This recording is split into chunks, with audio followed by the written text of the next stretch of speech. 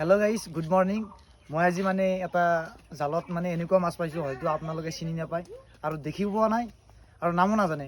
আপোনালোকে পুঠি, খলিয়া, গৰৈ, চেং বহুত মাছ চিনি পায়, কিন্তু এই মাছটো কিন্তু পাবৰ নাই।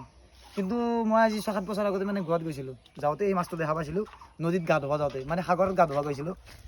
আজি কিন্তু মই নিজেই জালত ফচালোঁ এই মাছটো, জাল পাতিবলৈ গৈছিলোঁ। কিন্তু এই মাছটোৰ নামটো আপোনালোকক মই ক'ম বুলি ভাবোঁ, কিন্তু নকওঁ আজি, কাৰণ নেক্সট ভিডিঅ'টোতে ক'ম মাছটোৰ নাম কি। আপোনালোকে কমেণ্ট কৰি জনাব, কাৰণ আপোনালোকে চিনি নাপায় মই জানো।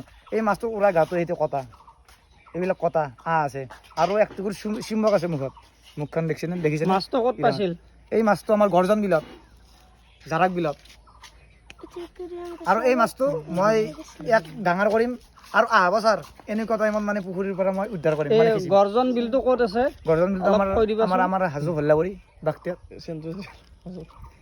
যিখন আমাৰ চেণ্ট্ৰেল জেল আছে তাৰে কাষতে পাইছোঁ। চেণ্ট্ৰেল জেলে এইখন, এই তাতে মাটি পুতি আছে। আৰু এই মাছটো এতিয়া মাছটো কি কৰিব? মই পুখুৰীত এৰি দিম।